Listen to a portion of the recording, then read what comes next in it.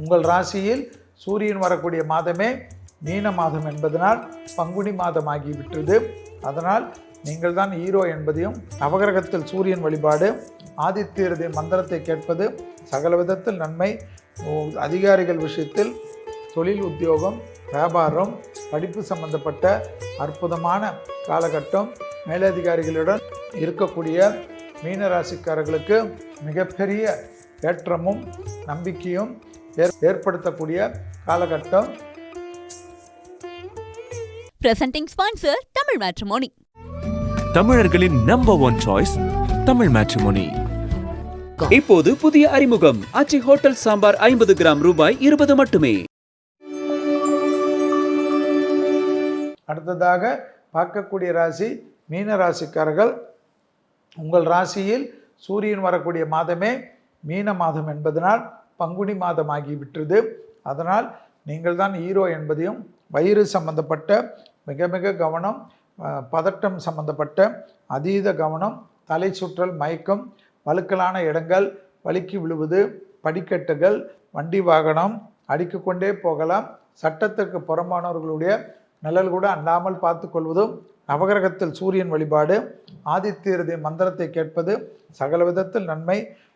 அதிகாரிகள் விஷயத்தில் கோபதாபம் இல்லாமல் இருப்பது ஏற்றத்தையும் நம்பிக்கையும் ஏற்படுத்தும். தொழில் ரீதியாக நல்ல முன்னேற்றங்கள் ஏற்படக்கூடிய காலகட்டம். இழுபறியாக இருந்த பலவிதமான நன்மைகள் அனுகூலத்தை பெற்றுத்தரும். தொழில், உத்தியோகம், வியாபாரம், படிப்பு சம்பந்தப்பட்ட அற்புதமான காலகட்டம். மேலதிகாரிகளுடன் தர்க்கங்கள் வேண்டாம். இரவு நேர தேவையற்ற பயணங்களை தவிர்த்து கொள்ளுங்கள். குடும்பத்தாருடன் சிறிய வாக்குவாதம் புதன் கெட்டிருப்பதனால் பெரிய சிக்கலோ பெரிய மன வருத்தத்தையோ ஏற்படுத்திவிடும்.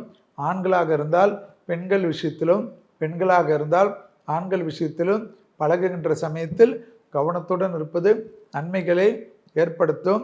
வியாபாரத்தில் இருக்கக்கூடிய மீனராசிக்காரர்கள் யோக பலத்தை அதிகமாக பெறக்கூடிய அமைப்பு.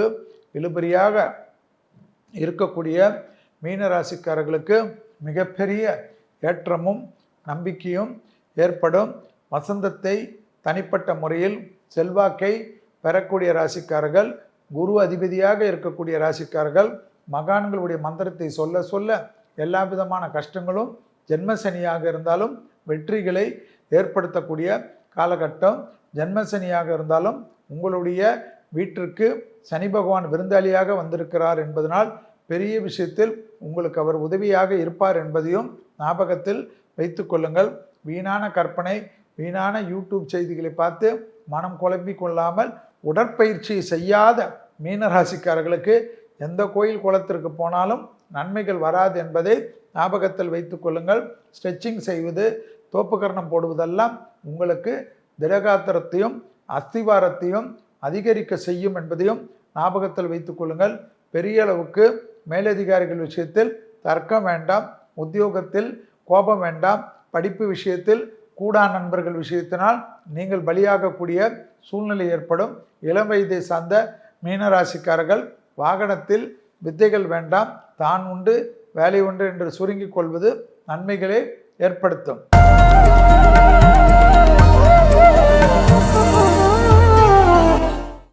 பங்குனி மாதம் பல விசேஷத்திற்கு உண்டான மாதம். ராமநவமி, பங்குனி உத்திரம், அற்புதமான அமைப்பு. பங்குனி மாதத்தில் கண்டிப்பாக உங்களுக்கு பானகத்தை கொடுப்பது, மோரினை கொடுப்பது, நீராகாரம் கொடுப்பது, கொடை வாங்கி கொடுப்பது, செருப்பு வாங்கி கொடுப்பது. வெயிலின் தாக்கம் அதிகமாக இருக்கும். அதனால் இதெல்லாம் செய்வது ராமநவமியில் தான் செய்யணும் இல்லை, பங்குனி மாதம் முழுவதும் செய்யலாம். இதெல்லாம் அற்புதத்தையும் சந்தோஷத்தையும் ஏற்படுத்தி தரும். பங்குனி உத்திரம் முருகருக்கு விசேஷம். நம்மளுடைய கஷ்டங்களெல்லாம் தீர்க்கக்கூடிய அற்புதமான நாள். அந்த நாளில் போய் ஏதாவது கோயிலில் நடைபெறக்கூடிய முருகருக்கு நடக்கக்கூடிய நல்ல விஷயத்தில் வெறும் பால் மட்டும் வாங்கி கொண்டு கொடுப்பதை விட அன்னதான பொருள்களை வாங்குங்கள். அபிஷேகம் செய்து கெடுத்து கொள்ளாமல், அது யாருக்கும் பயன்படாமல் இருப்பதில்லாமல் அபிஷேக பொருள் இது நல்லது வாங்கி கொடுங்கள். தீப பொருள் வாங்கி கொடுங்கள். அன்னதானத்துக்கு உண்டான பொருள்கள் வாங்கி கொடுங்கள். கல்லுப்பு வாங்கி கொடுங்கள். பல விசேஷங்கள் இருக்கும். அதே சமயம் கர்நாடகத்தில் நிலச்சறுக்குகள், காற்றாற்று வெள்ளம், அதேபோல் பனிப்பொழிவுகள் என்று சொல்லக்கூடிய மலைப்பகுதி, ஆலங்கட்டி மலை, இதெல்லாம் வெயில் அதிகமாக வரும்ன்றார். இப்படி இருக்கிறது. கடல் மாசுபடுவது, கண்டிப்பாக மாசு ஏற்கனவே ஆயிருக்கும்.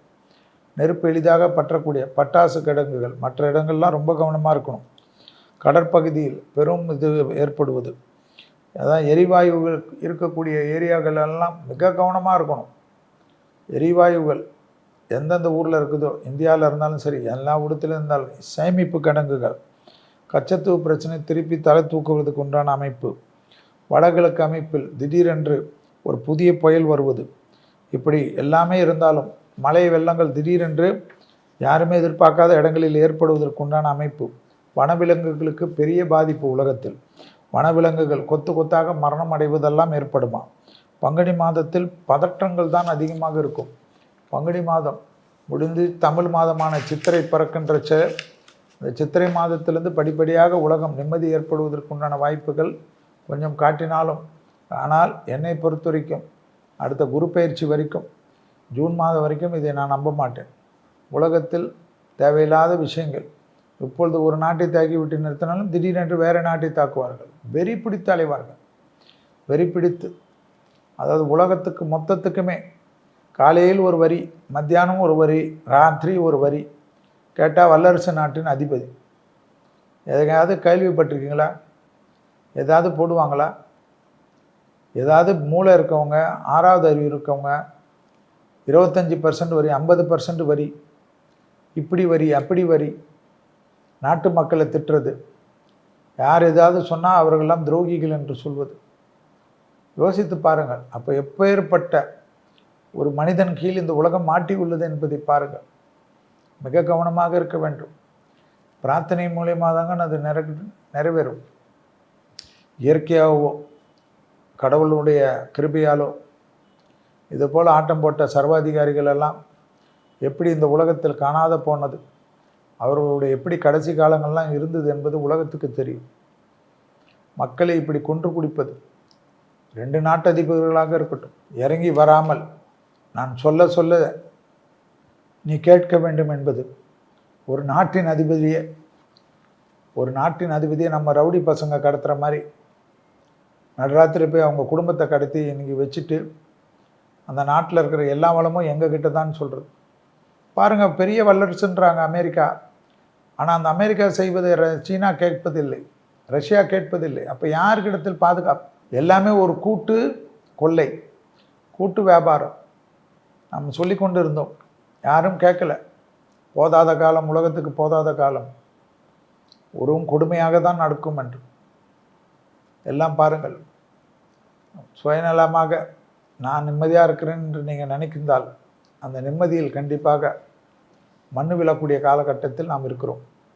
2028 வரைக்கும் வாக்கியபடி மீனத்தில் இருக்கக்கூடிய சனி, அடுத்ததாக வரக்கூடியது மேஷத்தில் 31 வரைக்கும் இந்த உலகத்தில் ஒரு நாளும் செல்வி என்ன பேர் நீங்கள் திட்டினாலும் பரவாயில்ல, கடவுள் அந்த காலம் தாண்டுகின்ற வரையில் கடவுளுடைய ஆசீர்வாதமும் தாயாருடைய ஆசீர்வாதமும் தலைமுறையின் ஆசீர்வாதம் இருந்தால் தான் இந்த உலகம் தள்ளும். இல்லை என்றால் இந்த உலகத்தில் என்னென்ன நடக்கும் என்பதை பொறுத்திருந்து தான் பார்க்க வேண்டும். மரண பயம் எல்லோருக்கும் ஏற்படக்கூடிய காலகட்டம். எங்கேயோ நடக்குது, நமக்கு என்ன என்று மட்டும் நினைக்காதீர்கள். பிரார்த்தனை செய்யுங்கள். பிரார்த்தனை தான் ஒரே தீர்வு. தீபம் ஏற்றுங்கள், ஒரே தீர்வு. மெழுகுவத்தி ஏற்றுங்கள், ஊதுவத்தி ஏற்றுங்கள், எந்த மதத்தில் உங்கள் மதத்தின்படி ஏற்றுங்கள். அதை பிரம்ம முகூர்த்தத்தில் வாரத்தில் ஒரு நாளாவது செய்யுங்கள். இப்பொழுது மேஷம் முதல் மீனம் வரை உள்ள ராசிக்காரர்களுக்கு பங்குனி மாதத்தினுடைய பலனாக 15/3/2026 13/4/2026 வரை உள்ள இந்த மாதத்திற்கு, பங்குனி மாதம் என்றாலே மீன மாதம் என்பதை ஞாபகத்தில் வைத்துக் கொள்ளுங்கள். Presenting sponsor Tamil matrimony. தமிழர்களின் நம்பர் 1 சாய்ஸ் தமிழ் மேட்ரிமோனி. இப்போது புதிய அறிமுகம் ஆச்சி ஹோட்டல் சாம்பார் 50 கிராம் ரூபாய் 20 மட்டுமே.